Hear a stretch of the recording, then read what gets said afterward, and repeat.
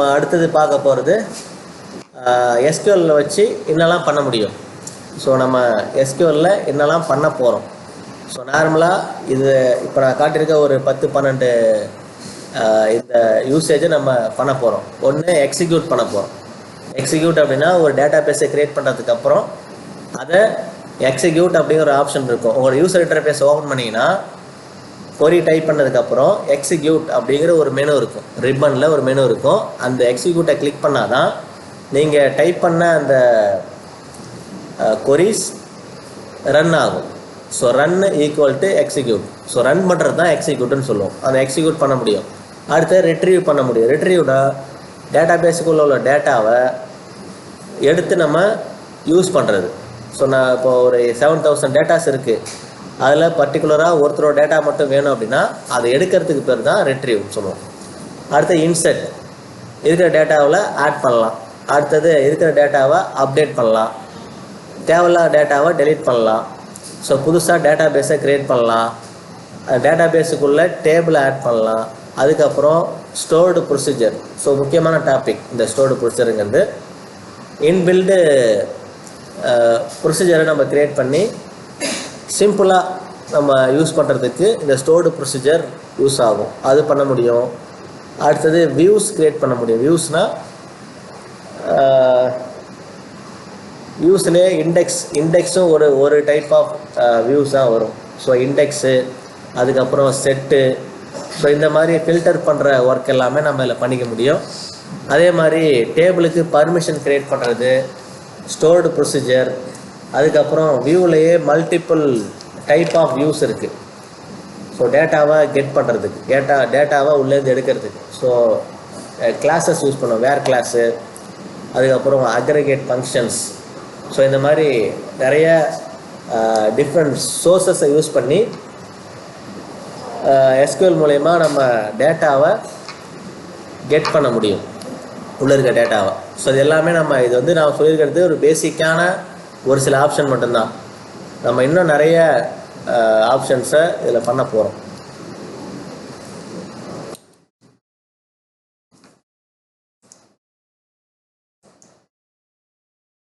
So எஸ்கியூஎலோட advantage அப்படின்னு பார்த்தீங்கன்னா நிறைய அட்வான்டேஜ் இருக்குது. நான் கொஞ்சம் அவுட்லைனாக மட்டும் சொல்லிடுறேன்.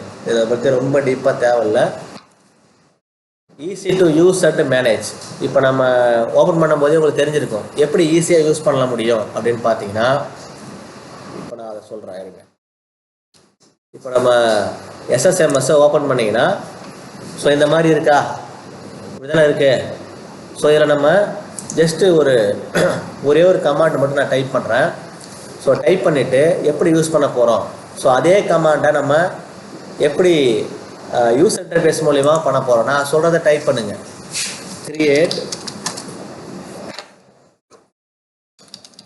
டேட்டாபேஸ்.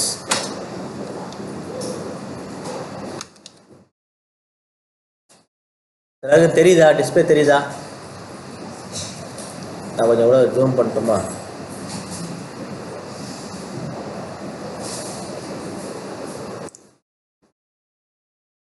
தெரியுதா? ஸோ என்ன பண்ணியிருக்கேன், கிரியேட்டு ஸ்பேஸு டேட்டாபேஸு ஸ்பேஸு எஸ்கே. ஸோ இதை பற்றி உங்களுக்கு நான் அப்புறம் சொல்கிறேன். ஏன்னா கிரியேட்டுங்கிறது தனி ஒரு டிஎம்எல்ல வரும். ஓகேவா? ஸோ ஜஸ்ட் டைப் பண்ணுங்கள். இதை பற்றி டீப்பாக நம்ம அப்புறம் பார்ப்போம். ஸோ டைப் பண்ணிட்டீங்களா? டைப் பண்ணியாச்சுன்னா அதை செலக்ட் பண்ணு. செலக்ட் பண்ணியாச்சா? Create space database. நீங்கள் சரியான கீவேர்டை டைப் பண்ணிங்கன்னா ப்ளூ கலரில் வரும். ஸ்பெல்லிங் மிஸ்டேக்காக இருந்ததுன்னா பிளாக்கில் தான் வரும். பிளாக்லேயோ ரெட்லேயோ வரும். கீவேர்டு எல்லாமே ரெட்டு அண்டு ப்ளூவில் வரும். இப்போ எனக்கு பார்த்தீங்கன்னா ப்ளூவில் வந்திருக்கா? கீவேர்டு எல்லாம் ஒரு தனி கலரில் இருக்கும். நம்ம டைப் பண்ணுற நேம்ஸ் எல்லாம் தனி கலரில் இருக்கும். எஸ்கேங்கிறது நேம், கிரியேட்டுங்கிறது ஒரு கீவேர்ட், டேட்டாபேஸுங்கிறது கீவேர்ட். ஸோ இதை செலக்ட் பண்ணிட்டீங்கன்னா அப்படியே இங்கே வந்தீங்கன்னா எக்ஸிக்யூட்னு சொன்னேன்னா, இப்போ நான் எஸ்கியூஎல் என்னெல்லாம் பண்ணுன்னு சொன்னேன்னா ஃபஸ்ட்டு என்ன சொன்னேன், எக்ஸிக்யூட் அப்படின்னு சொன்னேன். இப்போ நம்ம ஒரு கமாண்ட் எஸ்கியூஎல் கொரி டைப் பண்ணியிருக்கேன். அதை செலக்ட் பண்ணிவிட்டு எக்ஸிக்யூட் அப்படின்னு கொடுத்த உடனே உங்களுக்கு இங்கே பாருங்கள் database SK already exist அப்படின்னு வருது. நான் ஆல்ரெடி அந்த நேமில் ஒரு டேட்டா பேஸ் கிரியேட் பண்ணி வச்சுருக்கேன். உங்களுக்கு வராது அந்த மாதிரி, உங்களுக்கு வரல தானே. இப்போ நான் என்ன பண்ணிக்கிறேன், நேமை நான் மாற்றிக்கிறேன், நீங்கள் மாற்ற வேணாம், நான் நேமை மாற்றிக்கிட்டு எக்ஸிக்யூட் பண்ணுறேன். இந்த மாதிரி வந்து கமாண்ட் கம்ப்ளீட்டட் சக்ஸஸ்ஃபுல்லின்னு வந்திருக்கா, அதெல்லாம் வந்து உங்களுக்கு வந்துருச்சா? ஸோ இப்போ நான் ஃபஸ்ட்டு எக்ஸ்கியூஎல் கொரியை நம்ம டைப் பண்ணிட்டோம்.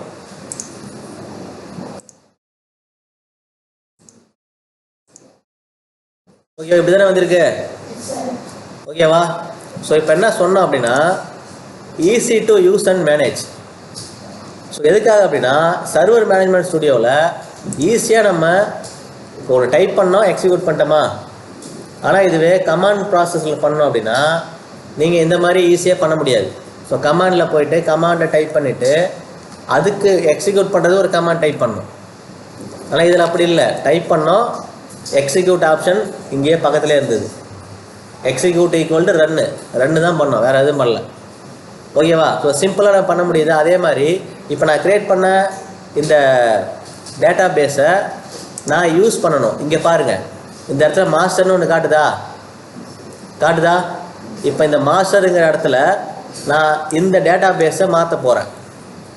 அதை எப்படி மாற்றலாம் அப்படின்னா இங்கே போயிட்டு இப்படி செலக்ட் பண்ணி மாற்றலாம். மாறிடுச்சா? செலக்ட் பண்ணுங்கள், வருதா இல்லையா? இப்போ நீங்கள் இதை கொடுத்த இந்த நேம் இங்கே காட்டுதா? காட்டலையா? காட்டலையா? ஸோ காட்டலையா, அதுக்கு இன்னொரு கமாண்ட் டைப் பண்ண போகிறோம். ஸோ என்ட்ரி கொடுத்துட்டு ரெண்டாவது லைனுக்கு வந்துடுங்க. ரெண்டாவது லைனுக்கு வந்துட்டு யூஸு அந்த நேமை டைப் பண்ணு, எஸ்கே மார் டைப் பண்ணியாச்சா? இப்போது அதை செலக்ட் பண்ணி எக்ஸிக்யூட் பண்ணிங்கன்னா ஆட்டோமேட்டிக்காக இங்கே அப்டேட் ஆகிடும். ஆயிடுச்சா பாரு?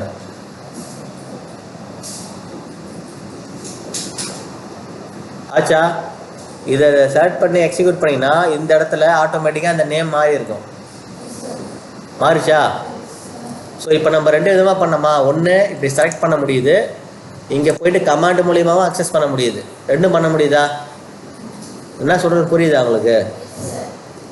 ஆப்ஷனில் போய் மாற்ற முடியுது, கமாண்டு கொடுத்தாலும் எக்ஸிக்யூட் ஆகுதா? ஸோ பாருங்கள், ஸோ அட்வான்டேஜில் பார்த்தீங்கன்னா easy to use and manage நான் பண்ணிட்டோமா. இப்போ ஈஸியாக யூஸ் பண்ண முடியுது இல்லையா? ஸோ ரெண்டு விதமாக யூஸ் பண்ணலாம். ஸோ நம்ம கமாண்டை பேஸ் பண்ணி யூஸ் பண்ண முடியும், ஆப்ஷன்லேயும் பண்ண முடியும், ஓகேவா? ஸோ அடுத்தது பெர்ஃபார்மன்ஸ் வைஸ் பார்த்தீங்கன்னா இதில் இண்டெக்ஸுங்கிற ஒரு ஸ்பெஷல் ஃபீச்சர் இருக்குது, ஓகேவா? அதே மாதிரி கொரியில் நம்ம இண்டெக்ஸை பேஸ் பண்ணி ஈஸியாக நம்ம பண்ண முடியும். அதே மாதிரி மெமரி, ஸோ இங்கே கேட்ச் மெமரியில் ரன் ஆகும். ஸோ கேட்ச் மெமரியில் ரன் ஆகும்போது ஸ்பீடாக இருக்கும். ஸோ கொரீஸை வந்து அது எக்ஸிக்யூட் ஆகுது, டைம் எடுக்காது, ரொம்ப நேரம் எடுத்துதா? இப்போ நீங்கள் எக்ஸிக்யூட் பண்ணியிருப்பீங்க இல்லையா, செலக்ட் பண்ணி எக்ஸிக்யூட் பண்ண அடுத்த செகண்டே வந்துருச்சா அவங்களுக்கு? வந்துதா இல்லையா? இல்லை ஒரு 10 நிமிஷம் 5 நிமிஷம் டைம் எடுத்துதா? ஸோ அந்த மெமரி ப்ராசஸிங், ஸோ அந்த மெமரி ரொம்ப நேரம் எடுத்துக்காது. ஸோ உடனே அவங்களுக்கு அவுட்புட்டை கொடுத்துரும். அதாவது கேட்ச் மெமரின்னு சொன்னோம் இல்லையா, அந்த கேட்ச் மெமரியில் ரன் ஆகிறதுனால உடனே அவுட்புட் உங்களுக்கு டிஸ்பிளே ஆகிடும். ஸோ உங்களுக்கு டைம் எடுத்துக்கூடாது. முக்கியமான ஃபீச்சரே பார்த்தீங்கன்னா டைம் எடுக்கக்கூடாது. அதே மாதிரி செக்யூரிட்டி ஃபீச்சர், இப்போ நம்ம லாகின் பண்ணும்போது கனெக்ட் கொடுக்கும்போது விண்டோஸ் அத்தன்டிகேஷன் கொடுத்தா உள்ளே போயிடுச்சு, லாகின் ஆகி. இதுவே நம்ம அஷ்யூர் ஆக்டிவ் டைரக்டரின்னு ஒரு ஆப்ஷன் இருக்குது, அதில் வந்து நம்ம user name password authentication user name password கொடுத்தும் போகலாம். ஸோ அத்தன்டிகேஷன் ஆப்ஷன் இருக்குது. யார் எந்த ரிசோர்ஸை எடிட் பண்ணுமா டெலீட் பண்ணுமாங்கிறத நம்ம ஆத்தரைசேஷனும் பண்ணிக்க முடியும். ஸோ அந்த ஆப்ஷன் இருக்குது. அதே மாதிரி எண்ட் டு எண்டு, இப்போ நம்ம வாட்ஸ்அப்லாம் எடுத்துக்கிட்டிங்கன்னா எண்ட் டு எண்ட் என்கிரிப்ஷன் சொல்லுவாங்க. இப்போ நம்ம ஒருத்தருக்கு ஒரு மெசேஜ் அனுப்புகிறோம் அப்படின்னா இடையில யாருமே அந்த மெசேஜ் படிக்க முடியாது. ஸோ படிக்கிற மாதிரி அந்த மெசேஜ் போகாது, ஃபுல்லாகவே வந்து கோடாக தான் போகும். ஸோ பார் கோடாவோ இல்லை நம்பராகவோ இல்லை பைனரி கோடாவோ தான் போகும். அதனால் இடையில யாரும் அதை தடுத்து அதை படிக்க முடியாது. ஸோ அந்த மாதிரி இங்கேயும் டேட்டா என்கிரிப்ஷன் 256 பிட்டு என்கிரிப்ஷன் இருக்கிறதுனால யாரும் ஹேக் பண்ண முடியாது. ஸோ ஹேக் பண்ணுறதுக்கான ஆப்ஷனே கிடையாது. அதே மாதிரி ரோல் பேஸ்ட் ஆக்சஸ் கண்ட்ரோல். இப்போ அட்மினுக்கு ஒரு ரோல் இருக்கும், க்ரியேட் பண்ணலாம், எடிட் பண்ணலாம், டெலிட் பண்ணலாம். இதுவே டெவலப்பராக இருந்தாங்கன்னா க்ரியேட் பண்ணலாம், எடிட் பண்ணலாம், டெலிட் பண்ணுற ஆப்ஷன் மட்டும் கொடுக்க மாட்டாங்க. ஸோ ஒவ்வொருத்தர் எந்த மாதிரியான ஆக்சஸ் அவங்களுக்கு கொடுக்கணும் அப்படிங்கிறத நம்ம ரோல் பேஸ்ட் ஆக்சஸ் கண்ட்ரோல் மூலயமா பண்ண முடியும். ஸோ அதுக்கான ஆப்ஷன் இங்கே ப்ரொவைட் பண்ணியிருக்காங்க. ஸோ அடுத்தது எப்பவும் போல் ஹை அவைலபிலிட்டி, அதை பற்றி நம்ம ஏற்கனவே சொல்லிட்டோம். எப்போவுமே அவைலபிளாக தான் இருக்கும். என்டர்பிரைஸ் எடிஷன் எடுத்திங்கன்னா ஃபெயில் ஆகிறதுக்கான வாய்ப்பு ரொம்ப ரொம்ப கம்மி, ஃபெயிலே மேக்ஸிமம் ஆகாது. ஸோ ஃபெயில் ஆகிற டைம் ரொம்ப ரொம்ப கம்மியாக இருக்கும். அதே மாதிரி எப்போவுமே அவைலபிளாக இருக்கும். ரிலையபிலிட்டி அப்படின்னா நம்பிக்கை. ஸோ நம்ம மைக்ரோசாஃப்ட் எஸ்கியூஎல் சர்வர் யூஸ் பண்ணுறோம் அப்படின்னா நம்ம டேட்டா சேஃபாக இருக்குங்கிற நம்பிக்கை இருக்கும். ஸோ அதுக்கேற்ற மாதிரி தான் அவங்களுக்கு இதை க்ரியேட் பண்ணியிருக்காங்க. அடுத்தது ஸ்கேலபிலிட்டி. ஸோ நீங்கள் எவ்வளோ பெரிய டேட்டா பேஸ் வேணாலும் நீங்கள் ரன் பண்ண முடியும். லிமிட்டேஷனுங்கிறதே கிடையாது. இங்கே நீங்கள் எவ்வளோ பெரிய டேட்டா பேஸ் கேட்டாலும் கிடைக்கும். 10 கோடி, 1000 கோடி, 2000 கோடி டேட்டா வேணாலும் நீங்கள் ஸ்டோர் பண்ணிக்கலாம். ஸோ அதுக்கான மெமரி ஸ்டோரேஜ் ஃபீச்சர்ஸ் உள்ளே இருக்குது. ஓகேவா? ஸோ நீங்கள் என்டர்பிரைஸ் லெவலில் ஒரு எம்என்சி கம்பெனி, ஒரு 100 கண்ட்ரியில் உங்களோட கம்பெனிஸ் இருக்குது, அதில் ஒரு 1000 கோடி டேட்டா இருக்குது அப்படின்னாலும் நீங்கள் அதை ஸ்டோர் பண்ணிக்க முடியும். ஸோ முக்கியமாக கம்பெனிஸ் என்டர்பிரைஸுக்காக டெடிக்கேட்டடாக தனி சர்வர்லாம் கொடுக்குறாங்க. ஸோ அதனால் உங்களுக்கு டேட்டா சேஃபாக இருக்கும். அதே சமயத்தில் அன்லிமிட்டடாகவும் நீங்கள் ஸ்டோர் பண்ணிக்க முடியும். ஸோ அதே மாதிரி இன்டெக்ரேஷன்னா இதை மற்ற சர்வீஸ் கூட நீங்கள் ஆட் பண்ணிக்க முடியும். எக்ஸாம்பிளுக்கு மைக்ரோசாஃப்டோட அஷூர். ஸோ விண்டோஸில் உள்ள எல்லா ஃபீச்சரோடையும் பண்ணிக்கலாம். அஷூருங்கிறது க்ளவுடு பிளாட்ஃபார்ம். ஸோ க்ளவுடு கூட நீங்கள் இந்த டேட்டா பேஸை கனெக்ட் பண்ணிக்க முடியும். .NETன்னு ஒரு சர்வீஸ் இருக்குது, அது கூட கனெக்ட் பண்ணிக்கலாம். பவர் பிஐ பற்றி ஏற்கனவே சொல்லியிருந்தேன். ஸோ நீங்கள் ஒரு டேட்டா அனாலிசிஸ் பண்ண போகிறீங்கன்னா பவர் பிஐ கூட டேட்டா பேஸை கனெக்ட் பண்ணிக்க முடியும். அதே மாதிரி எக்ஸல், மைக்ரோசாஃப்ட் எக்ஸல்லேருந்து டேட்டாவை இங்கே உள்ளே எடுத்துக்க முடியும். டேட்டா பேஸில் இங்கே உள்ள டேட்டாவை எக்ஸலில் நீங்கள் இம்போர்ட் எக்ஸ்போர்ட் பண்ணிக்க முடியும். ஸோ அந்த ஆப்ஷன் இதெல்லாம் ஏன் கொடுக்குறாங்க அப்படின்னா இது எல்லாமே மைக்ரோசாஃப்டோட ப்ராடக்ட். .NETடும் மைக்ரோசாஃப்டோடது, பவர் பிஐயும் மைக்ரோசாஃப்டோடது, எக்ஸலும் மைக்ரோசாஃப்டோடது. ஸோ மைக்ரோசாஃப்டோட எல்லா ப்ராடக்ட் கூடயும் கனெக்ட் பண்ணிக்க முடியும். ஸோ அதுதான் இன்டெகிரேஷன் சொல்லுவோம். அடுத்தது பிஸ்னஸ் இன்டெலிஜென்ஸ் சப்போர்ட். இதெல்லாம் நம்ம என்ன பார்த்தோம் இல்லையா, SSIS, SSAS. ஸோ அடுத்தது SSRSலாம் ஏற்கனவே நம்ம ஒரு 7 கோர் சப்போர்ட்டில் பார்த்தோம், கோர் சர்வீஸ் சப்போர்ட்டில். ஸோ அது எல்லாமே இங்கே அவைலபிளாக இருக்குது. இது மற்ற டேட்டா பேஸில் அவைலபிளாக இருக்கான்னு கேட்டிங்கன்னா கிடையாது. இது மைக்ரோசாஃப்ட் SQL சர்வரில் மட்டும்தான் இது பாசிபிள். அதே மாதிரி cloud and hybrid support. So cloud கூட நீங்கள் அதை கனெக்ட் பண்ணிக்க முடியும். ஸோ க்ளவுடு கூட அப்படின்னு பார்த்தீங்கன்னா மைக்ரோசாஃப்டோட அஷூர் க்ளவுடு. ஸோ அது கூட கனெக்ட் பண்ணி நீங்கள் வெப் அப்ளிகேஷன் ரன் பண்ணிக்க முடியும். இதை அப்படியே நீங்கள் க்ளவுட்லேயும் யூஸ் பண்ண முடியும். அதே மாதிரி லோக்கலில் இன்ஸ்டால் பண்ணி ஆன்லைன்லையும் யூஸ் பண்ணலாம், ஆஃப்லைன்லையும் யூஸ் பண்ணலாம். அதுதான் ஹைப்ரிட்னு சொல்கிறாங்க. ஸோ ஆன்லைனில் தனியாகவும் யூஸ் பண்ணிக்க முடியும், ஆன்லைன் சப்போர்ட் இருக்குது, லோக்கல் சப்போர்ட் இருக்குது. நீங்கள் ரெண்டுலேயுமே சேர்த்து இப்போ பகலில் வந்து ஆஃப்லைனில், நைட்டில் ஆன்லைனில் கூட இதே சர்வரை யூஸ் பண்ணிக்க முடியும். ஸோ ஹைப்ரிட் சப்போர்ட்டும் உங்களுக்கு அவைலபிள். ஓகேவா? இப்போ நான் யூஸ் பண்ணுற இதை கூட என்கிட்ட மைக்ரோசாஃப்ட் அஷூரில் அக்கௌண்ட் இருக்குது, நான் அது கூட கனெக்ட் பண்ணிக்க முடியும். உங்கள்கிட்ட கிடையாது. அக்கௌண்ட் இருந்ததுன்னா நீங்களும் கனெக்ட் பண்ணி யூஸ் பண்ண முடியும். அதே மாதிரி strong community support. So strong community அப்படின்னா இப்போ நீங்கள் உங்களுக்கு ஏதாவது ஒரு ப்ராப்ளம், ஸோ எக்ஸாம்பிளுக்கு சர்வர் ஹேங் ஆகிடுச்சு, திடீர்னு கிராஷ் ஆகிட்டே இருக்குது அப்படின்னா அதுக்கான சப்போர்ட் வந்து ஆன்லைனில் கிடைக்கும். ஸோ இதுக்குன்னு ஒரு குரூப் இருக்குது. ஸோ நீங்கள் அந்த குரூப்பில் இப்போ எக்ஸாம்பிளுக்கு நீங்கள் ஒரு ஃப்ளிப்கார்ட்டில் போயிட்டு ஒரு ப்ராடக்ட் வாங்குறீங்கன்னா நீங்கள் அதுக்கு ரிவ்யூ கொடுப்பீங்க இல்லையா? ஸோ ரிவ்யூ கொடுக்குறீங்கன்னா எல்லோரும் பார்க்கலாம்ல. இப்போ அந்த ரிவ்யூவில் சரியாக இருந்தால் அதை என்டோஸ் பண்ணுவாங்க. ஸோ கரெக்டாக இருக்குது நீங்கள் கொடுத்தது. இல்லைன்னா அதுக்கு ரிப்ளைலாம் கொடுப்பாங்களா? ஃபோரம்னு கேள்விப்பட்டிருக்கீங்களா? ஃபோரம், இந்த quora.comனு ஒன்று இருக்குது. இந்த quora.comல ஏதாவது ஒரு கொரீஸ் போடுவாங்க, அதுக்கு பெஸ்ட்டு யார் அதுக்கு சொல்யூஷன் கொடுக்குறாங்கன்றதை பார்ப்பாங்க. ஸோ அந்த மாதிரி மைக்ரோசாஃப்ட்லேயும் ஒரு ஸ்ட்ராங் கம்யூனிட்டி இருக்குது. அவங்க என்ன பண்ணுவாங்க, நீங்கள் ஏதாவது ஒரு ப்ராப்ளம் நீங்கள் போஸ்ட் பண்ணுறீங்கன்னா அந்த ப்ராப்ளத்துக்கு சொல்யூஷன் கொடுப்பாங்க. மைக்ரோசாஃப்ட் கம்பெனியே கொடுக்கணும்னு அவசியம் இல்லை. யாராவது இந்த மைக்ரோசாஃப்ட் டேட்டா பேஸை பற்றி தெரிஞ்சவங்க கொடுக்கலாம். அது பெஸ்ட்டாக இருந்தால் நம்ம எடுத்துக்கலாம். நிறைய சொல்யூஷன்ஸ் இருக்கும், அதில் பெஸ்ட் சொல்யூஷன் எதுவும் நம்ம எடுத்துக்கலாம். இப்போ நம்ம யூடியூப்ல போய் சர்ச் பண்ணோம் இல்லையா, ஏதாவது ஒரு ப்ராப்ளம்னா யூடியூப்ல போய் சர்ச் பண்ணி பார்ப்போமா? ஒரு நூடுல்ஸ் செய்யணுன்னா கூட யூடியூப்ல போய் பார்ப்போம் பெஸ்ட்டாக எப்படி பண்ணலாம் அப்படின்னு. அப்படிலாம் இங்கே பார்க்கணுன்னு அவசியம் இல்லை. ஸோ கம்யூனிட்டி இருக்குது, அங்கே நீங்கள் உங்களோட ப்ராப்ளத்தை நீங்கள் கொடுத்தா போதும். மைக்ரோசாஃப்ட்டும் ரெகுலராக அப்டேட் கொடுப்பாங்க, அந்த கம்யூனிட்டிக்குள்ளேயே தனியாக யூஸரும் கொடுப்பாங்க. அதனால் உங்களுக்கு டேட்டா பேஸ் சம்மந்தமாக என்ன ப்ராப்ளம் இருந்தாலும் அதை ரெக்டிஃபை பண்ணிக்கிறதுக்கு நமக்கு சொல்யூஷன்ஸ் உடனே கிடைக்கும். ஓகேவா?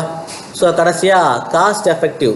ஸோ நீங்கள் பார்த்தீங்கன்னா எக்ஸ்பிரஸ் வந்து free edition, developer free edition. நீங்கள் ஒரு டெஸ்ட் பண்ண போகிறீங்க, கற்றுக்க போகிறீங்க, ஒரு லேர்ன் பண்ண போகிறீங்கன்னா இந்த 2 எடிஷனை யூஸ் பண்ணிக்கலாம். என்டர்பிரைஸ் எடிஷனும் பார்த்தீங்கன்னா நீங்கள் மற்ற ப்ராடக்ட்டு, மற்ற கம்பெனி ப்ராடக்டை கம்பேர் பண்ணும்போது ஒரு பெஸ்ட்டு ப்ரைஸிங் தான் இங்கே வச்சுருக்காங்க. ஸோ மற்ற ப்ராடக்டை கம்பேர் பண்ணும்போது மினிமம் 20%லேருந்து 40% வரைக்கும் உங்களுக்கு ப்ராஃபிட் கிடைக்கும். அதுக்கேற்ற மாதிரி உங்களுக்கு அந்த ப்ரைஸிங் வேரி ஆகும். ஓகேவா? ஸோ முடிஞ்ச அளவுக்கு நமக்கு காஸ்ட் வைஸு எஃபெக்டிவாக தான் இருக்கும் மைக்ரோசாஃப்டோட எல்லா ப்ராடக்ட்டுமே. அது க்ளவுடாக எடுத்துட்டாலும் சரி, டேட்டா பேஸ் எடுத்துட்டாலும் சரி.